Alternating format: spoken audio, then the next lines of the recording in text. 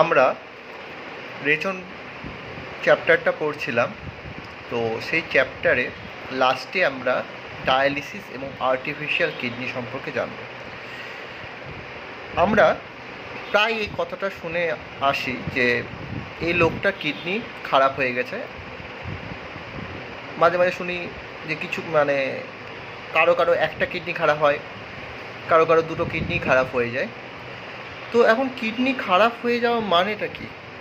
Kidney ঠিক করে function করছে না, তাই তো? কিডনি যে ফাংশনগুলো করা উচিত সেগুলো করছে না, অর্থাৎ ব্লাডটাকে পিউরিফাই করছে না। তার মানে ধরা যাক কোনো মানুষের, এটা একটা মানুষ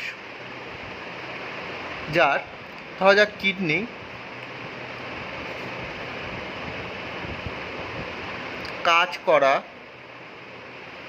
কিডনি কাজটা করছে না, কিডনি প্রপার ওয়েতে কাজ করছে না। তার ফলে কি হয়, কিডনি কাজ করছে না যখন, তখন তার মানে কি, যে ব্লাডটা যেটা এই লোকটা শরীরে আছে সে ব্লাডটা পিউরিফিকেশান অর্থাৎ পরিশ্রুতকরণ হবে না, ব্লাড পিউরিফিকেশান হবে না। এখন ব্লাড পিউরিফিকেশান মানেটা কি? হচ্ছে এই রোগীর দেহে, এই যে লোকটা আছে যার মধ্যে কিডনিটা খারাপ হয়ে গেছে, তার ব্লাডটা পিউরিফাই হচ্ছে না। তার মানে হচ্ছে যে ব্লাডটা এর মধ্যে আছে, যে ব্লাডটা আছে এর মধ্যে, সে ব্লাডের মধ্যে এক্সেস আয়ন জমে যাচ্ছে। যেমন potassium ion, excess ion, potassium ion, bicarbonate ion প্রচুর পরিমাণে এই রোগীর দেহে, পেশেন্টের এই যে ব্লাডের মধ্যে সে এক্সেস আয়নগুলো জমে যাচ্ছে। তাহলে এখানে এক্সেস আয়ন জমছে, ঠিক আছে। সেকেন্ডলি, এই ব্লাডের মধ্যে যেহেতু পিউরিফিকেশান হচ্ছে না, সেহেতু এক্সেস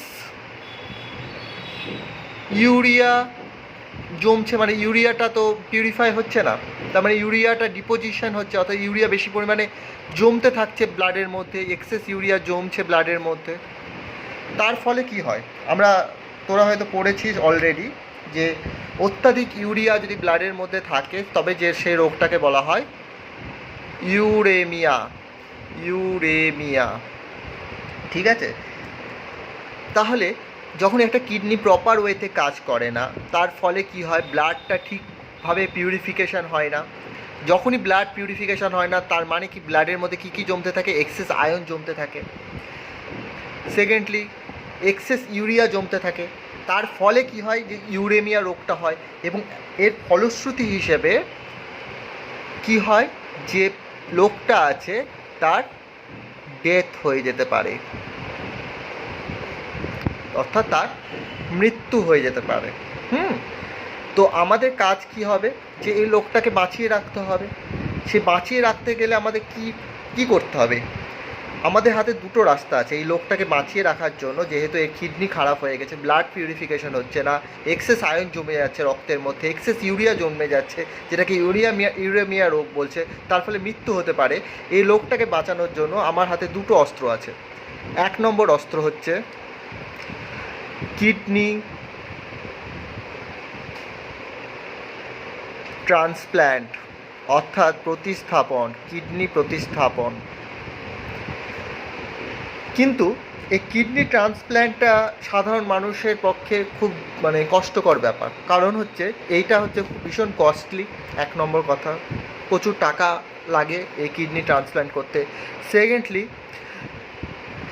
কিডনি ম্যাচ করে না, কারণ ব্লাড গ্রুপের উপর ডিপেন্ড করে কিডনিটা ট্রান্সপ্ল্যান্ট হয় না। ট্রান্সপ্ল্যান্ট হয় মেনলি টিস্যু ম্যাচিংয়ের দ্বারা, অর্থাৎ কোষের বা কলার যে ম্যাচিং, সেটার ম্যাচিং দরকার হয় কিডনি ট্রান্সপ্ল্যান্ট করতে গেলে। ভীষণ কমপ্লেক্স ব্যাপার, কারণ একটা মানুষের সাথে আরেকটা মানুষের টিস্যু যতক্ষণ না ম্যাচ করছে, কিডনির টিস্যু, তাহলে সেই ম্যাচিং ছাড়া কিডনি ট্রান্সপ্ল্যান্ট হয় না। এখন আমার যদি কিডনি খারাপ হয়, তবে কি আমি একটা আননোন লোকের কাছ থেকে কিডনি নিতে পারবো না, কারণ তার আর আমার কিডনির টিস্যু ম্যাচ করবে না। তো আমাকে কার কাছ থেকে নিতে হবে, মেনলি আমার বাবা মা ভাই বোন এদের কাছ থেকে মেনলি কিডনিটা নিতে পারি আমি। তবুও সেক্ষেত্রে টিস্যু ম্যাচিংটা কত % হচ্ছে তার উপর ডিপেন্ড করে কিডনিটা ট্রান্সপ্ল্যান্ট করতে হয়। তো এই কিডনি ট্রান্সপ্ল্যান্টটা ভীষণ মানে কি বলবো কমপ্লিকেটেড ইস্যু। এটা সাধারণ মানুষের পক্ষে এটা জেনারেলি করা টাফ, কিন্তু হচ্ছে আজকাল কিডনি ট্রান্সপ্ল্যান্ট তো হচ্ছে, কিন্তু এটা সময় সাপেক্ষ ব্যাপার। যতক্ষণ না কিডনি ম্যাচ হচ্ছে ঠিকঠাক করে ততক্ষণ এই ট্রান্সপ্ল্যান্টেশনটা হয় না। যতদিন না এই ট্রান্সপ্ল্যান্টেশনটা হচ্ছে ততদিন এই পেশেন্টটাকে বা এই রুগীটাকে, এই লোকটাকে যার কিডনি খারাপ হয়ে গেছে, তাকে তো আমাকে বাঁচিয়ে রাখতে হবে। তাকে বাঁচিয়ে রাখার জন্য আমাকে কী করতে হবে, আমার টার্গেট কী? এই যে কিডনি খারাপ হয়ে গেছে, ব্লাডটা পিউরিফিকেশন হচ্ছে না, তো আমাকে করতে হবে কি, এই ব্লাডটাকে কোনোভাবে পিউরিফাই করতে হবে আর্টিফিশিয়ালি, তাই তো? যেহেতু আমাদের কিডনি ফাংশন লেস হয়ে গেছে, আর কিডনি ট্রান্সপ্ল্যান্টটা অনেক টাইম লাগে আমাদের ভারতবর্ষের মতো দেশে, তো আমাকে কি করতে হবে, আমাকে আর্টিফিশিয়ালি ব্লাডটাকে পিউরিফাই করতে হবে। সেটার জন্য আমাদের করতে হবে ডায়ালিসিস। অর্থাৎ একটা আর্টিফিশিয়াল ওয়েতে ব্লাডটা পিউরিফিকেশান, ডায়ালিসিস। তাহলে ডায়ালিসিস কেন প্রয়োজন হয় আমাদের, সেটা আমরা বোঝাতে পারলাম যে ডায়ালিসিস কেন প্রয়োজন হয়। ডায়ালিসিস এই কারণেই প্রয়োজন হয় যে রক্তটাকে পরিশ্রুতকরণ করতে হবে মানে আর্টিফিশিয়াল ওয়েতে, একটা আর্টিফিশিয়াল কিডনির মারফত। এটাই হচ্ছে ব্যাপার, এটার দ্বারা ডায়ালিসিস করা হয়, এটার জন্যই ডায়ালিসিস করা হয়। তাই কেন ডায়ালিসিস করা হয় বোঝাতে পারলাম। সেকেন্ডলি, ডায়ালিসিস মানে কি? ডায়ালিসিস মানে হচ্ছে যে একটা বৃহৎ কলয়েড ম্যাটার থেকে,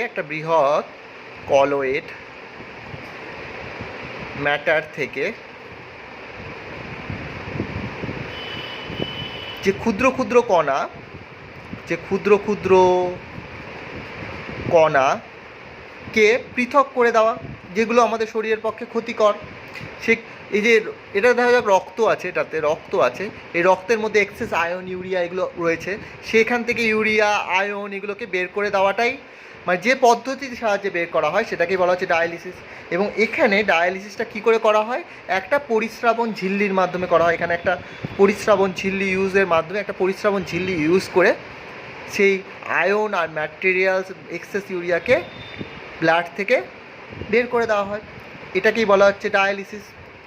তো ডায়ালিসিস এবার আমরা ডিটেলসে পড়বো যে ডায়ালিসিস কত রকমের হয় এবং কিভাবে করা হয়। তো ডায়ালিসিস সম্পর্কে একটা ইন্ট্রোডাকশন আমি দিলাম, আশা করি এইটুকু বোঝাতে পেরেছি। এবার আমরা জানবো ডায়ালিসিস কী করে করা হয় এবং ডায়ালিসিসের টাইপস কত রকমের ডায়ালিসিস হতে পারে। ঠিক আছে, চল শুরু করা যাক।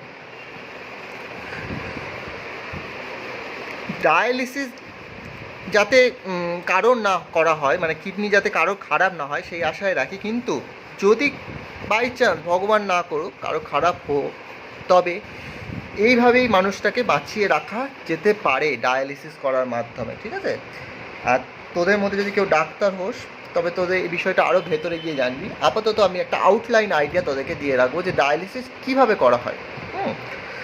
তো দেখ, বিষয়টা ভীষণ ইন্টারেস্টিং বিষয়, এবং কীভাবে করা হয় সেটাও খুব ইন্টারেস্টিং, তোদের হয়তো ভালো লাগবে। ডায়ালিসিস মেনলি দু রকমের হয়। একটা হয় পেরিটোনিয়াল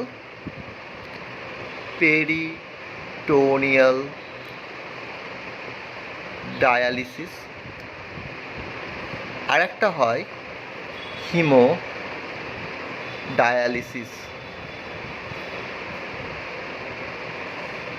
ঠিক আছে, ফার্স্টে আমরা জানবো পেরিটোনিয়াল ডায়ালিসিস সম্পর্কে। আমরা অলরেডি পেরিটোনিয়াম শব্দটা শুনে এসেছি। কি শুনেছি, যে কিডনিটা উদর গহ্বরের কটি অঞ্চলে কি মেরুদণ্ডের দুপাশে পেরিটোনিয়াম পর্দার নিচে অবস্থিত। তো এইটুকু আমরা জানি যে পেরিটোনিয়াম মানে হচ্ছে একটা মেমব্রেন বা পর্দা, যেটা আমাদের উদর গহ্বরে অবস্থান করে, বিভিন্ন অর্গ্যানকে ঢেকে রাখে। ঠিক তো? তাহলে যদি এটা একটা মানুষ হয়, এটা মানুষের পেট আর এটা মানুষের পা, তাহলে পেরিটোনিয়াম পর্দাটা এই উদর গহ্বরেই থাকে, অবস্থান করে, এই জায়গাটাতে পেরিটোনিয়াম পর্দা অবস্থান করে, দিয়ে বিভিন্ন অর্গ্যানকে পেরিটোনিয়াম পর্দাটা ঢেকে রাখে। ঠিক আছে, এটা আমরা জানি। তো যে আমাদের উদর গহ্বরে বিভিন্ন অর্গ্যানকে ঢেকে রাখে হচ্ছে পেরিটোনিয়াম মেমব্রেন।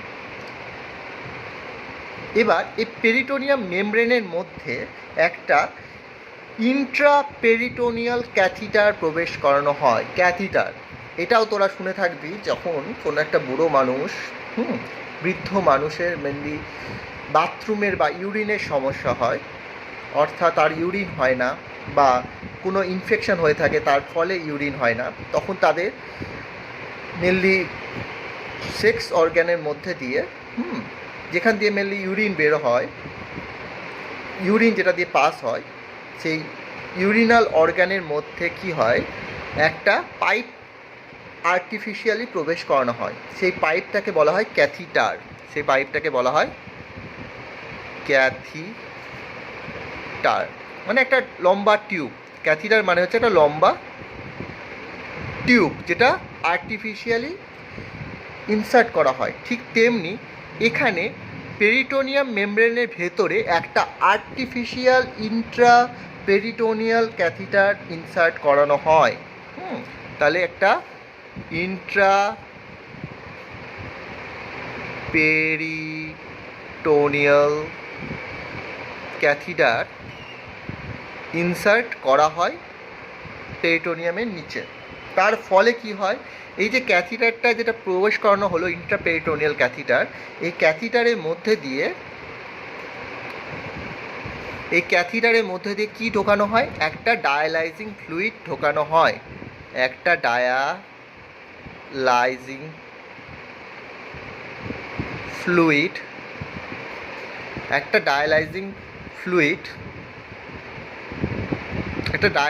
ফ্লুইড এই পেরিটোনিয়াল ক্যাথিটারের মধ্যে প্রবেশ করানো হয়। এই ডায়ালাইজিং ফ্লুইডটাকে প্রবেশ করানোর পর কিছুক্ষণ রেখে দেওয়া হয়। রাখার পর কি হয়, আচ্ছা এই ডায়ালাইজিং ফ্লুইডটাকে আমি ভেতরে ঢুকালাম, এই টিউবের মাধ্যমে ডায়ালাইজিং ফ্লুইডটা ভেতরে ঢুকলো, ঠিক আছে, ঢুকিয়ে দিলাম।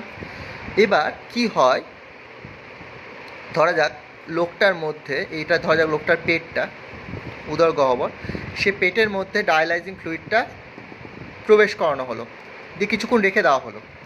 রাখার ফলে কি হবে, এই ডায়ালাইজিং ফ্লুইডটা মেনলি কী থাকে, ডায়ালাইজিং ফ্লুইডে মেনলি বিশুদ্ধ তরলটা থাকে।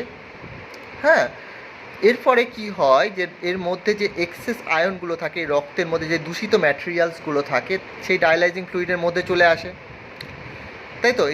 যে মানুষটার মধ্যে যে এক্সেস আয়নস, ইউরিয়া বা ক্ষতিকারক নাইট্রোজেনাস ম্যাটেরিয়ালসগুলো থাকে, ওয়েস্টগুলো থাকে, যে বর্জ্য পদার্থগুলো থাকে, সে এই ডায়ালাইজিং ফ্লুইডের মধ্যে চলে আসে। এবার এই যে ডায়ালাইজিং ফ্লুইডটা যেটার মধ্যে আয়নগুলো চলে এলো, মানুষের মানে অপরিশোধিত অংশগুলো, রক্তের অপরিশোধিত অংশগুলো চলে এলো ডায়ালাইজিং ফ্লুইডের মধ্যে। এবার কি করা হয়, এই ডায়ালাইজিং ফ্লুইডটাকে বের করে নেওয়া হয় বডি থেকে, দিয়ে ডায়ালাইজিং ফ্লুইডটাকে আবার কি করা হয়, বডি থেকে বের করে নেওয়া হয়।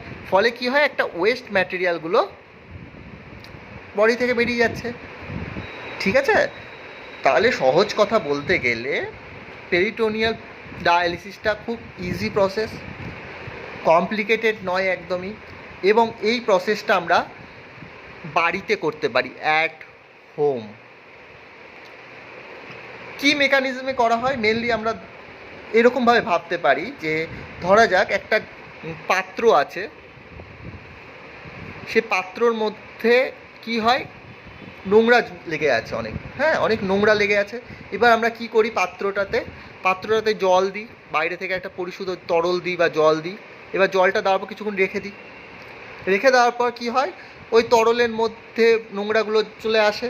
তারপর আমরা কি করি, বাটিটা ঢেলে তরলটাকে বের করে দিই। তার ফলে কী হয়, এটা পরিষ্কার হয়ে যায়, পাত্রটা কিছুটা পরিষ্কার হয়ে যায়, ঠিক তো। ঠিক একই মেকানিজম এক্ষেত্রে হয় পেরিটোনিয়াল ডায়ালিসিসে, যে ফার্স্টে কি হয়, বডির মধ্যে ইন্ট্রাপেরিটোনিয়াল ক্যাথিটার প্রবেশ করানো হয়, তার মধ্যে দিয়ে ডায়ালাইজিং ফ্লুইড দিয়ে কিছুক্ষণ ওয়েট করা হয়। তার ফলে কি হয়, এক্সেস আয়ন, ইউরিয়া, নাইট্রোজেনাস ওয়েস্টগুলো বা বর্জ্য পদার্থগুলো এই ডায়ালাইজিং ফ্লুইডের মধ্যে দিয়ে চলে আসে। তারপর আমরা সেই ফ্লুইডটাকে বাইরে বের করে নিই। এভাবে কি হয়, রক্তটা পিউরিফাই হয়ে যায় বডির মধ্যে, ঠিক তো। তাহলে এটা হচ্ছে পেরিটোনিয়াল ডায়ালিসিস। এবার আমরা জানবো হিমোডায়ালিসিস সম্পর্কে, ঠিক আছে। আমাদের মনে রাখতে হবে হিমোডায়ালিসিস হচ্ছে কমপ্লিকেটেড প্রসেস। এবং এটা বাড়িতে সম্ভব নয়। এটার জন্য কি করতে হয়, আচ্ছা এটা আমরা মিটিয়ে নিই, তারপরে এখানে টোটালটাতে হিমোডায়ালিসিসটা বোঝায়, কারণ এটা একটুখানি বোঝার ব্যাপার আছে, এটা এতটা ইজি নয় পেরিটোনিয়াল ডায়ালিসিসের মতো। তাই আমরা টোটালটা মিটিয়ে তারপর হিমোডায়ালিসিসটা আলাদা করে করাচ্ছি, ঠিক আছে।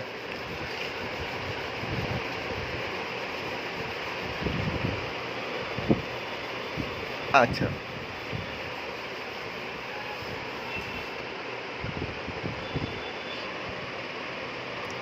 হিমো ডায়ালিসিস, তো এটা আমরা জানবো যে এটা বাড়িতে সম্ভব না, এটার জন্য হসপিটালে অ্যাডমিট হতে হয়, এটা হসপিটালে হবে। মোটামুটি 3 থেকে 5 ঘন্টা টাইম লাগে এই টোটাল হিমোডায়ালিসিস প্রসেসটা কমপ্লিট করতে, ঠিক আছে। থার্ডলি আমাদের জানতে হবে যে 2 থেকে 3 বার পার উইক, একটা সপ্তাহে 2 থেকে 3 বার গিয়ে আমাদের এই হিমোডায়ালিসিস প্রসেসটা পারফর্ম করতে হবে। অর্থাৎ 2 থেকে 3 বার আমাদের হসপিটালে অ্যাডমিট হয়ে 3 থেকে 5 ঘন্টার জন্য হিমোডায়ালিসিসটা করতে হবে, ঠিক আছে। তো প্রসেসটা কীরকমভাবে হয় সেটা আমাদের জানতে হবে, কিছুই না। আচ্ছা, একটুখানি আমি হোল্ডে করছি, বাইরে একজন এসে, তো দরজাটা খুলে আসছে, 1 মিনিট।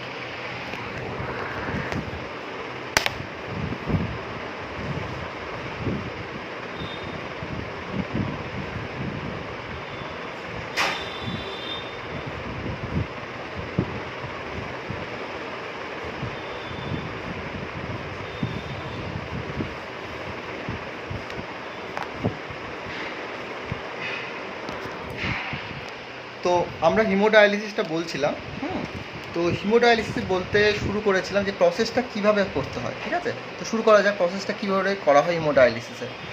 তো ফার্স্টে যে রোগীটাকে হিমোডায়ালিসিস করার প্রয়োজন হবে, তো তাকে ফার্স্টে হসপিটালে অ্যাডমিট করতে হতে হবে, এবং তার জন্য কি করতে হবে, যে ধরা যাক এটা একটা ব্যক্তি,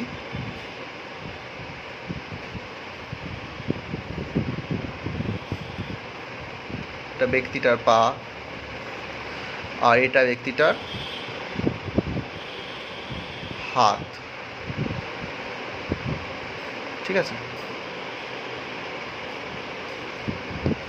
তো এই হাতে রেডিয়াল ধমনী যেটা থাকে, রেডিয়াল ধমনী হাতের এই আর্মে, এই রেডিয়াল ধমনী, এটা ধরা যাক রেডিয়াল ধমনী, রেডিয়াল ধমনী মানে হচ্ছে আর্টারি, রেডিয়াল ধমনী।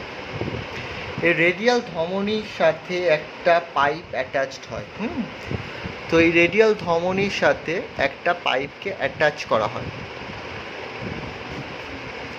এই পাইপটা কোথায় যায়, ডায়ালাইজিং মেশিনের মধ্যে যায়। কোথায় যায়, ডায়ালাইজিং মেশিন বা ডায়ালাইজারের মধ্যে যায়, একটা ডায়ালাইজারের মধ্যে তাকে প্রবেশ করে দেওয়া হয়।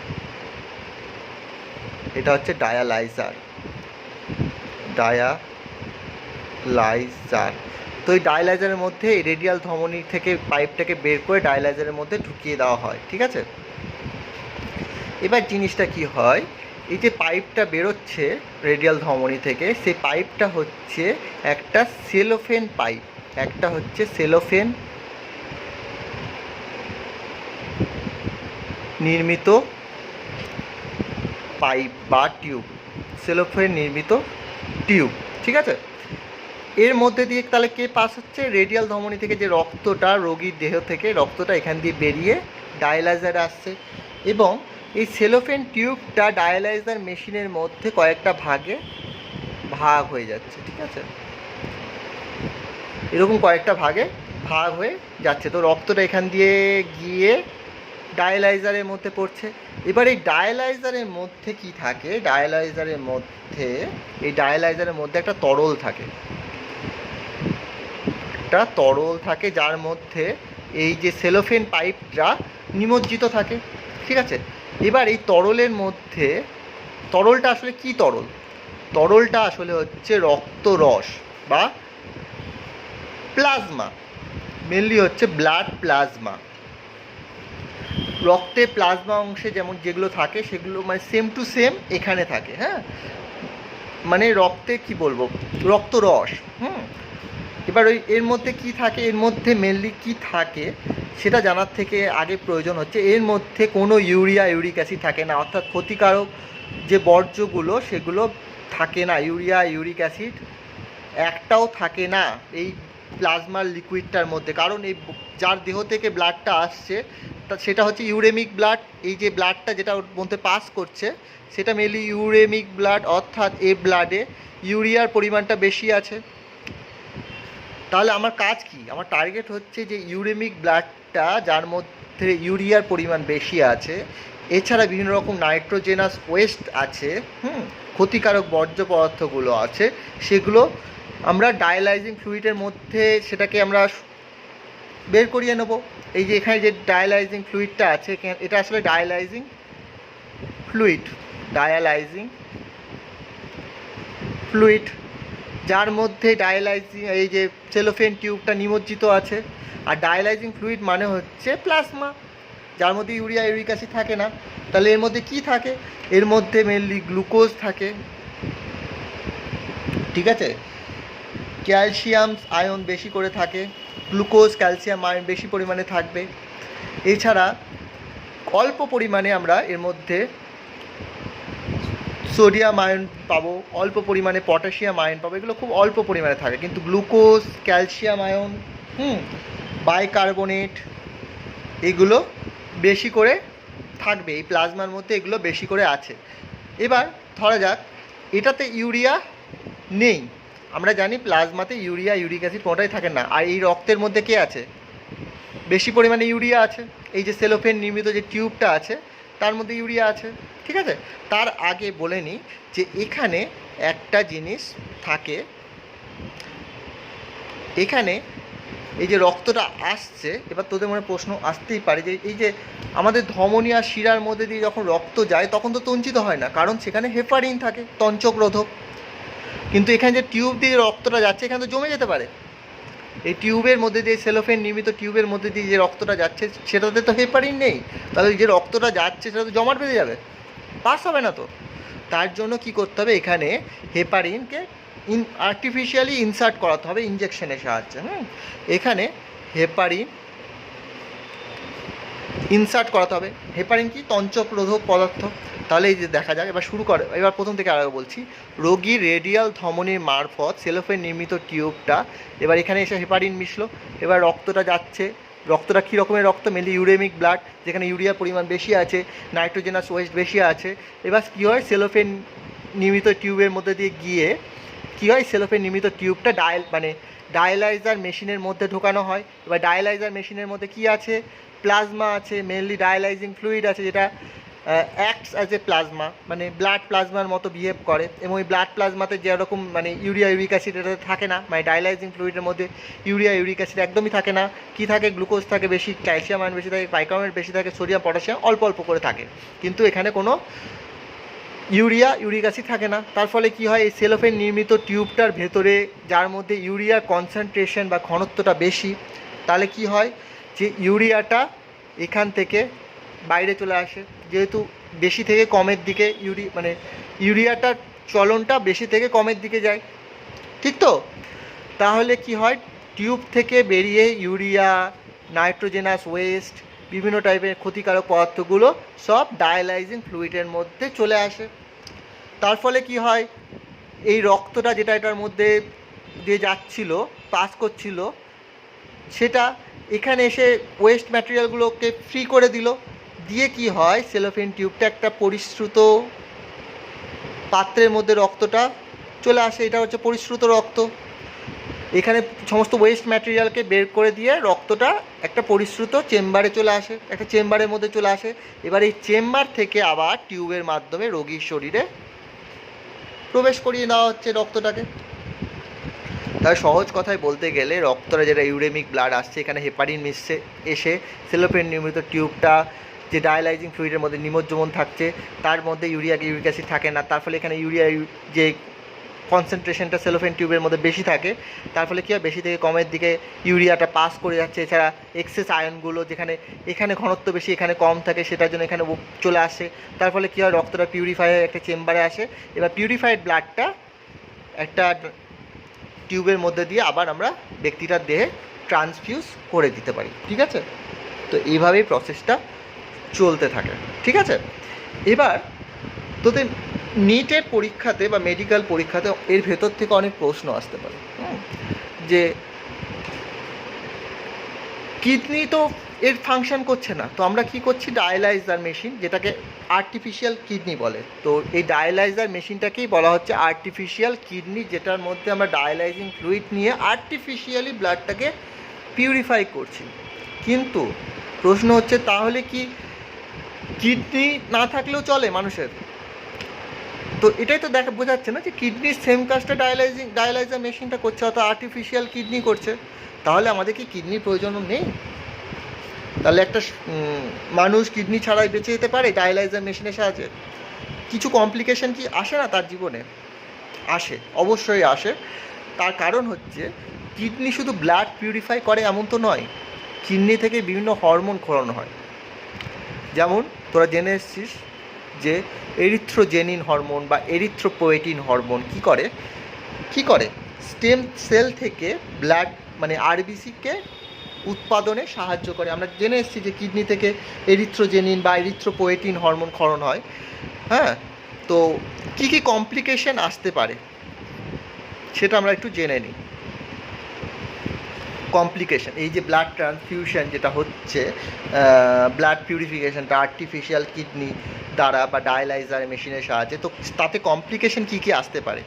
প্রথম কথা হলো, ব্লাড পিউরিফিকেশনটা ঠিক আছে, কিডনি যেমন করছে ঠিক তেমনি এটা করে দিচ্ছে, তো এটার আমরা আর্টিফিশিয়ালি করে নিতে পারছি। কিন্তু এরিথ্রোপোয়েটিন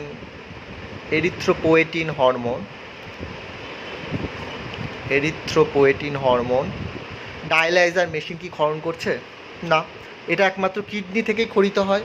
তার ফলে কি হয়, এরিথ্রোপোয়েটিন হরমোনটা কি করে, মেনলি বডিতে আরবিসির উৎপাদনটাকে বৃদ্ধি করে, আরবিসিটাকে উৎপাদিত করে স্টেম সেল থেকে। এরিথ্রোপোয়েটিন হরমোন মানে আরবিসি ম্যাচুরেশন করে বলতে গেলে সেটাই হয়। তাহলে আরবিসি ম্যাচুরেশনটা করতে পারে না এই ডায়ালাইজার মেশিন।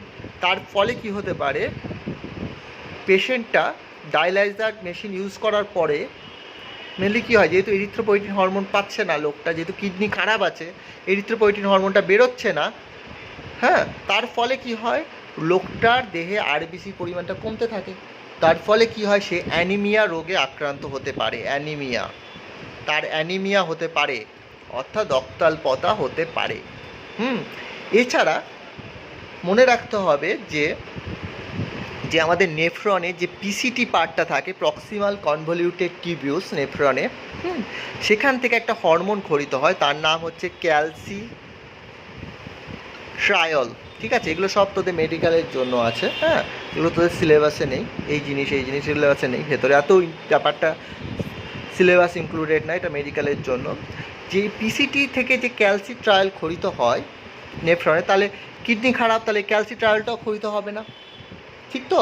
তাহলে কিডনি খারাপ হলে এটাও ক্ষরিত হবে না, কারণ ডায়ালাইজার মেশিন ক্যালসিট্রায়লকে ক্ষরণ করে না।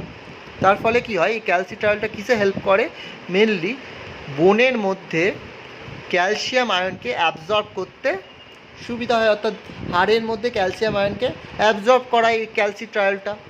এখন কিডনি খারাপ, তার মানে পিসিটিও খারাপ, তার ফলে ক্যালসিট্রায়ল ক্ষরণ হবে না, তাহলে বোনের মধ্যে ক্যালসিয়াম আয়নটা অ্যাবজর্বেশনে সমস্যা হবে, ঠিক তো? তাহলে এগুলো হচ্ছে ডায়ালাইজিং মেশিন ইউজের বিভিন্ন রকম কমপ্লিকেশান। মেন কমপ্লিকেশান যেটা খুব ক্ষতিকারক জিনিস, সেটা হচ্ছে পেশেন্টটা অ্যানিমিয়া আক্রান্ত হয়ে যায়, যেহেতু আরবিসি উৎপাদনটা বন্ধ হয়ে যায় due to lack of erythropoietin hormone. ঠিক আছে, সব তাহলে এখানেই শেষ হচ্ছে ডায়ালিসিস এবং আর্টিফিশিয়াল কিডনির ব্যাপারটা। আশা করি বোঝাতে পেরেছি, ঠিক আছে।